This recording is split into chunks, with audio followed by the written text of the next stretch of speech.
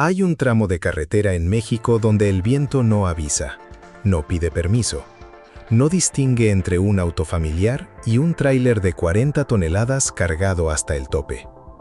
Es un lugar en lo alto de la Sierra de Juárez, en Baja California, donde las ráfagas llegan sin señal, sin previo aviso, con una fuerza que los camioneros experimentados respetan en silencio desde hace décadas.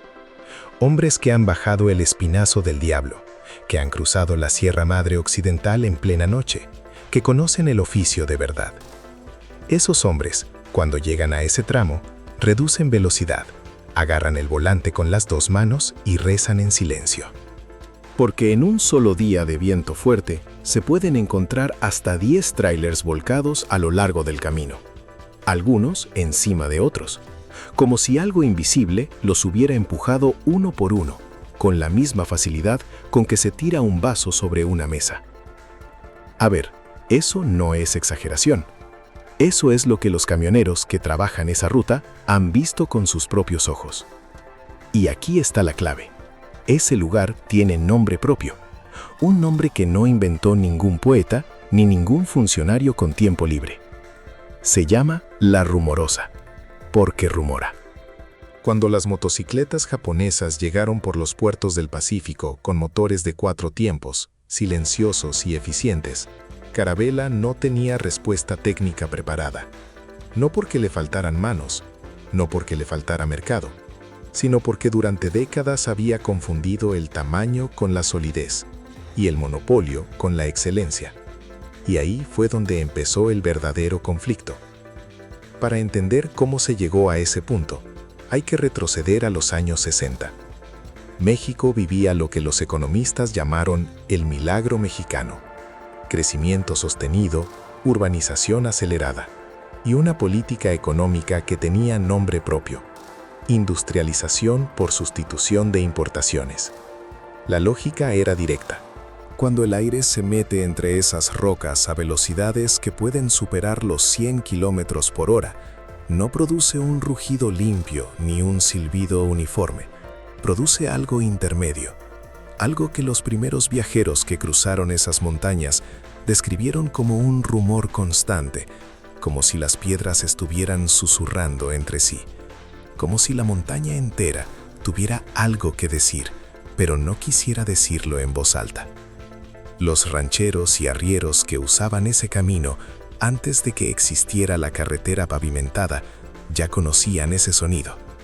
Lo escuchaban cuando bajaban en mula desde las alturas hacia el Valle de Mexicali y cuando subían cargados de provisiones desde el desierto hacia la sierra. Era el sonido de ese lugar específico. El sonido que no existía en ningún otro punto de la ruta.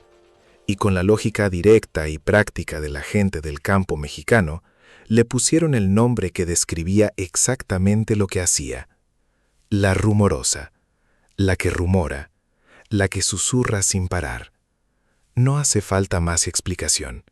A ver, el nombre es perfecto, y quien lo escucha por primera vez ya tiene una idea de lo que le espera si decide cruzarla. Ojo con esto, porque aquí es donde la geografía deja de ser poesía y se convierte en ingeniería. El granito que forma las montañas de la Sierra de Juárez no es roca blanda ni tierra con vegetación que amortigua el viento. Es piedra dura, que lo canaliza, lo acelera y lo fragmenta en corrientes múltiples que van en direcciones distintas al mismo tiempo. Cuando esas corrientes se encuentran entre los bloques, producen turbulencias que generan frecuencias sonoras en el rango audible para el ser humano. El resultado es un murmullo permanente. Algunos lo describen como voces lejanas, otros lo comparan con el mar escuchado desde lejos. Y los camioneros que han cruzado la Rumorosa de noche, solos, con niebla espesa y el motor del tráiler rugiendo, lo describen con términos que prefieren no repetir. Los que trabajaron esa ruta en los años 50 y 60 saben exactamente de qué estamos hablando. El sonido no es sobrenatural, es física. Pero la física a veces produce cosas que parecen más allá de la explicación. Y hay algo más que cambia todo esto. Hay tramos donde las paredes de roca se estrechan tanto que el viento ya no fluye, se cuela, se mete por grietas de menos de un palmo de ancho y sale convertido en un silbido que cambia de tono con cada ráfaga. No es un sonido constante, es variable, impredecible, y el oído humano lo registra antes de que el cerebro sepa qué hacer con él. Y aquí está la clave. Cuando varias de esas corrientes se cruzan en el mismo punto al mismo tiempo, el resultado no tiene nombre fácil en el vocabulario cotidiano. No es música, no es ruido, es algo que el cuerpo percibe antes de que la mente lo procese. Quisieron enterrar esta historia bajo toneladas de concreto, pero nosotros la desenterramos. Así llegaron los planos a Naucalpan. Y sobre esos planos, los ingenieros mexicanos comenzaron a construir algo propio. Quisieron enterrar esta historia bajo toneladas de concreto, pero nosotros la desenterramos. Si exiges la verdad, suscríbete a Secretos de los Descubrimientos Mexicanos. Ojo con esto, no era ensamble, era fabricación progresiva. Los componentes se fueron produciendo en las mismas naves donde antes solo se doblaban tubos de acero para bicicletas. Las líneas tuvieron que aprender a manejar pistones, carburadores, sistemas eléctricos, tolerancias de maquinado que no perdonan el error de 1 milímetro. Hubo retrasos, hubo piezas rechazadas, hubo noches largas y frustraciones que no quedaron en ningún archivo oficial. Y aún así siguieron. Fundir aluminio no es lo mismo que doblar un tubo de acero, son mundos distintos. El aluminio fundido exige hornos controlados, moldes precisos, tiempos exactos de enfriamiento. Y después viene el mecanizado. Los cilindros deben quedar dentro de tolerancias que no perdonan ni medio milímetro de error. Un pistón mal ajustado no solo falla, destruye el motor desde adentro. Eso era lo que Acermex estaba aprendiendo mientras producía. A ver, esto no ocurrió en un laboratorio con ingenieros europeos supervisando cada paso. Es como si en 25 kilómetros horizontales tuvieras que ganar la altura equivalente a 4 torres latinoamericanas apiladas una sobre otra. Y no en línea recta, en curvas. Curvas que se cierran sobre sí mismas, que se encadenan sin pausa, que ocultan lo que viene adelante hasta que ya estás metido en ello.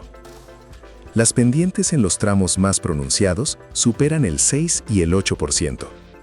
Eso significa que por cada 100 metros que avanzas en horizontal, subes entre 6 y 8 metros en altura. Para un automóvil moderno con motor potente y frenos hidráulicos en buen estado, eso es manejable con precaución. Mira, lo digo sin rodeos. Para un tráiler cargado con 30 toneladas de mercancía, con un motor que lleva horas trabajando al límite, y frenos que acumulan calor en cada curva de bajada, eso no es una carretera difícil, es una trampa con asfalto encima. Los que trabajaron esa ruta en los años 50 y 60 no necesitan que nadie se los explique.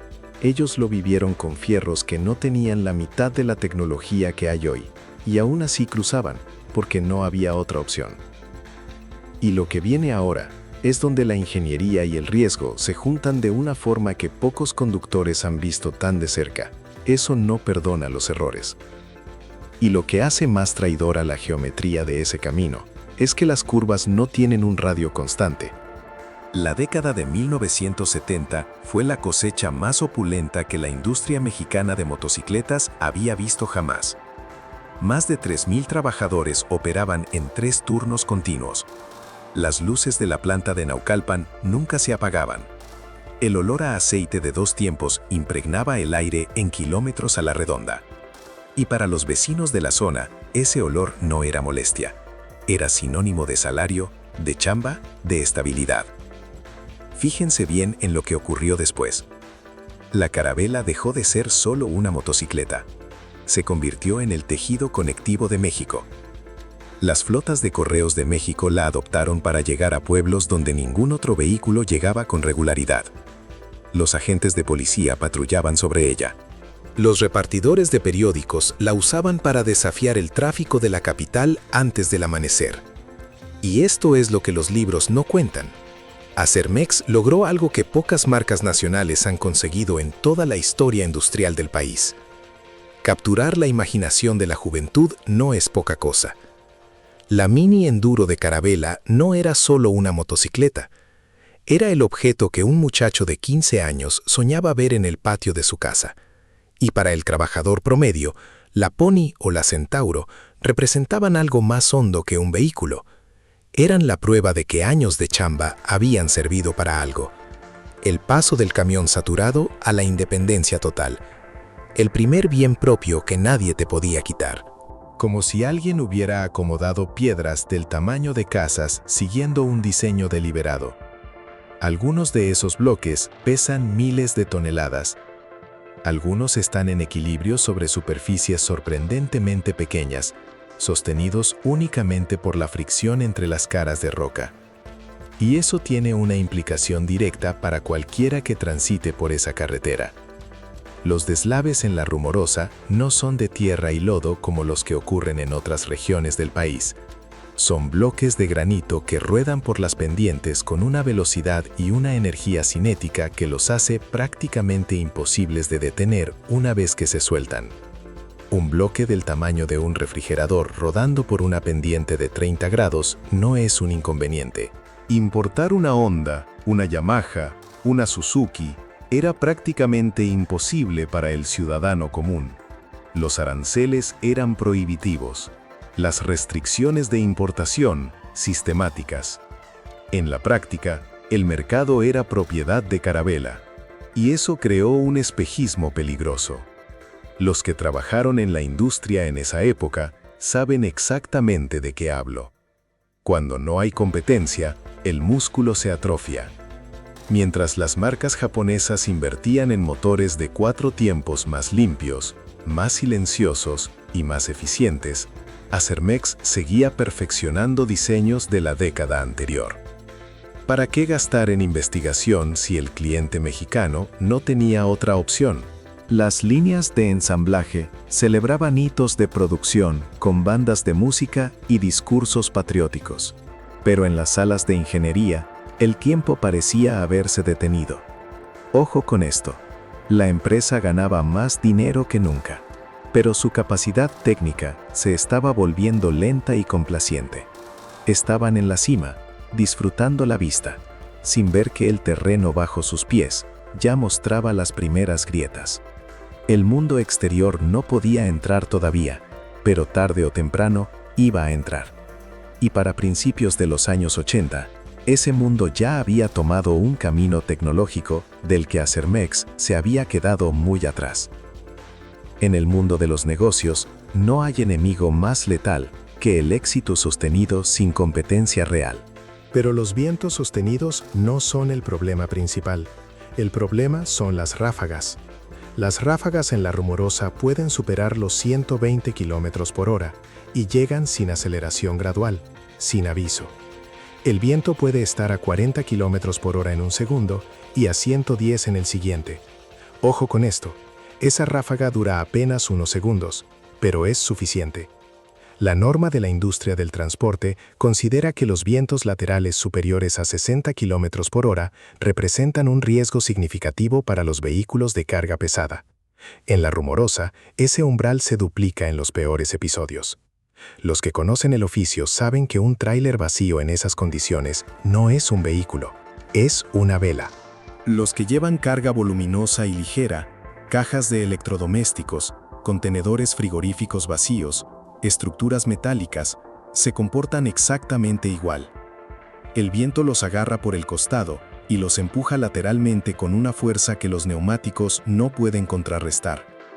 Y cuando un tráiler de 18 metros empieza a inclinarse en una curva de montaña a 50 km por hora, el resultado es predecible y devastador. Pero hay algo más, y esto es lo que pocos dicen. La Rumorosa es especialmente cruel con los mejores, no con los inexpertos, con los que llevan décadas en el volante, con los que en cualquier otro camino del país serían los últimos en tener un accidente. La trampa de la Rumorosa no es que el viento sea fuerte. La trampa es que el viento no avisa de dónde viene. Los meteorólogos lo llaman vientos de canalización y efectos de sombra eólica. Lo que significa en la práctica es esto. En una curva, el viento puede llegar del noroeste a 80 km por hora, y en la siguiente curva, a 100 metros de distancia, puede llegar del noreste a 110. Misma sierra, mismo momento, viento completamente distinto. Y ahí está la clave. El conductor que cruza esa ruta regularmente aprende con los años dónde están los puntos más traicioneros. Sabe que en cierta curva hay que pegarse al carril derecho, porque la ráfaga siempre viene por el costado izquierdo. Bonos atados a números, no a calidad. ¿Y qué pasa cuando el bono depende de cuántas unidades salen, no de cómo salen? Pasa lo que pasó. Rebabas en las piezas metálicas, soldaduras porosas en los chasis, pintura irregular en los tanques de gasolina, y la motocicleta avanzaba igual hacia la zona de despacho. La filosofía era simple y brutal. Si el motor enciende al final de la línea, la unidad está lista. Sinceramente, eso no es manufactura. Eso es descuido institucionalizado. Y lo pagó el trabajador. Aquel artesano que se enorgullecía de su oficio fue reemplazado por una mentalidad de cadena pura, donde la excelencia no era una virtud, sino un obstáculo. Y lo que ocurrió antes de que existiera esa carretera es casi igual de brutal. Antes del camino pavimentado, cruzar la Sierra de Juárez en esa zona significaba veredas de mulas y caminos de tierra trazados por rancheros y arrieros, siguiendo las rutas menos imposibles entre las rocas, lentos, peligrosos, completamente impracticables para cualquier vehículo motorizado. Con el crecimiento económico de Baja California en la primera mitad del siglo XX, con el Valle de Mexicali consolidándose como zona agrícola y Tijuana expandiéndose como centro urbano, conectar esas dos regiones por tierra dejó de ser una opción y se convirtió en una necesidad urgente. La solución fue dinamita, literalmente dinamita. Las refacciones no llegaban, no porque no existieran.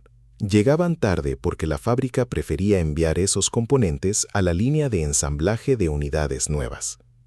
El mercado de refacciones era secundario. El cliente que ya había pagado ya no importaba. Mira, lo digo sin rodeos. Eso no es una política comercial. Eso es abandono institucionalizado del consumidor mexicano. Y el ciudadano no tenía salida. Las políticas proteccionistas de su propio gobierno le cerraban la puerta a cualquier alternativa importada. Era Aermex o nada.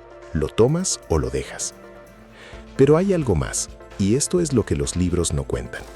Dentro de la organización había ingenieros jóvenes que veían venir el problema. Todos pusieron el cuerpo. Algunos pusieron la vida. Mira, lo digo sin rodeos. Esos hombres construyeron con sus manos algo que ningún escritorio habría podido diseñar. Merecen ser nombrados cada vez que alguien cruza esa sierra. Y aquí está la clave. La carretera que quedó no era la que los ingenieros habrían preferido, era la que la montaña había permitido. Angosta, sinuosa, con curvas que no siguen ninguna norma de diseño vial moderno, porque no podían seguirla. Cada curva cerrada es una cicatriz del terreno, no una decisión técnica. Esas cicatrices no desaparecen con el pavimento, se quedan grabadas en la geometría del camino para siempre. Crea rehenes, y los rehenes, cuando pueden escapar, escapan. Debajo de las cifras de ventas se acumulaba un resentimiento silencioso. El orgullo de conducir una máquina hecha en México se estaba pudriendo. Se transformaba en resignación amarga, en la aceptación de que uno merecía algo mejor, pero no podía tenerlo. El gigante ya estaba hueco por dentro. Solo faltaba el golpe externo que hiciera visible lo que ya era inevitable. Ese golpe llegó en agosto de 1982. El gobierno mexicano anunció ante el mundo que el país no tenía reservas suficientes para cubrir el servicio de su deuda externa. No era un ajuste, no era una corrección técnica, era el derrumbe. El peso se desplomó frente al dólar en cuestión de semanas. Si frena agresivo, los tambores se calientan hasta perder toda efectividad y el vehículo se convierte en un proyectil de 30 toneladas sin gobierno. Si no frena lo suficiente, la velocidad lo lleva a la curva con más inercia de la que el trazo puede absorber. Y si el viento lo agarra de costado en el momento equivocado, ninguna habilidad del conductor alcanza. Pero hay algo más. En los peores días de viento, hay camioneros que prefieren esperar 8, 10, hasta 12 horas en el lado de Mexicali antes de intentar el ascenso. No por cobardía, por experiencia acumulada en ese mismo camino. ¿Tú esperarías esas 12 horas o intentarías subir? Cuéntanos en los comentarios. Piénsalo bien antes de responder. Los barrancos a los lados del camino no son solo geografía, son cementerios sin lápida. Durante décadas, esas paredes de roca recibieron los restos de vehículos que no lograron completar el cruce. Algunos de esos fierros todavía están ahí, oxidándose entre las piedras, en lugares donde ninguna grúa puede llegar. No porque nadie haya querido recuperarlos, sino porque es físicamente imposible bajar a esos puntos sin arriesgar otra vida. Y ahí está la clave. Esos restos se convirtieron en monumentos involuntarios.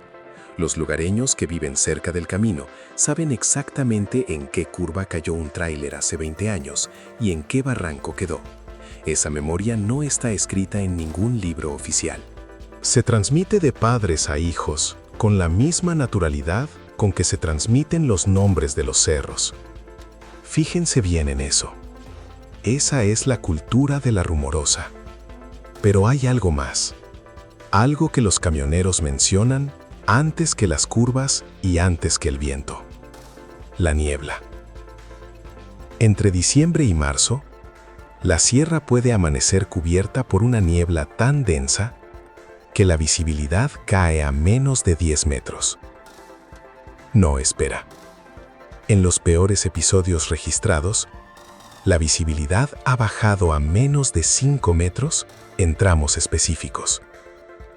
Y eso en una carretera donde el borde del asfalto es el límite con el vacío. A ver, piénsalo con calma. No puedes ver la curva que viene. No puedes ver si hay un vehículo detenido adelante. No puedes ver el borde. Sinceramente, ningún sistema de frenos y ninguna experiencia acumulada te salvan si no puedes ver a dónde vas. La niebla se forma porque el aire húmedo del Pacífico sube por las laderas occidentales, se enfría al ganar altitud y alcanza el punto de saturación exactamente donde está la carretera. Es un fenómeno predecible en términos estadísticos. Los meteorólogos pueden anticiparlo con horas de margen, pero la niebla en la montaña no lee pronósticos. Puede aparecer en minutos. Puede ser mucho más densa de lo que cualquier modelo calculó. Y puede cubrir un tramo específico, mientras el resto del camino está perfectamente visible, creando la ilusión de que todo está despejado. Hasta que de repente te metes en un muro blanco y ya no hay nada que ver. Los que trabajaron en carretera en esa época saben que esa ilusión es la parte más peligrosa. Ustedes que conocen la sierra, ¿recuerdan algún tramo donde la niebla haya sido más traicionera que en la Rumorosa? Cuéntenlo en los comentarios. Los camioneros veteranos de la Rumorosa tienen una regla sobre la niebla que no está escrita en ningún reglamento oficial. Si no puedes ver los bordes de la carretera, no avanzas. Suenas el claxon. Enciendes las luces de emergencia. Te orillas lo más que puedas. Y esperas. Esa regla ha salvado vidas. La impaciencia de ignorarla ha costado otras. Pero hay algo más que hace a la niebla especialmente peligrosa en esa zona específica. Cuando coincide con el viento, las dos condiciones se potencian mutuamente. El viento mueve la niebla en corrientes que cambian de dirección, creando claros repentinos que desaparecen en segundos. Claros que pueden hacerle creer a un conductor que la condición mejoró, cuando en realidad solo se movió temporalmente. Esa ilusión ha matado gente. A ver, piénsalo con calma. No es que el conductor fuera imprudente, es que la montaña le mostró un claro, y él confió en lo que vio, y la montaña mintió. Ahora bien, la Rumorosa tiene dos versiones, y no todos saben que existen. La carretera original, construida en las décadas de los 50 y los 60, con dinamita y trabajo humano puro, era de 2 carriles, uno para subir, uno para bajar. En los tramos más angostos, 2 vehículos grandes pasando en sentidos opuestos tenían que hacerlo con una precisión que no dejaba espacio para el error. Un tráiler ocupando su carril completo y otro viniendo de frente podían quedar a centímetros de distancia en tramos sin acotamiento. Centímetros.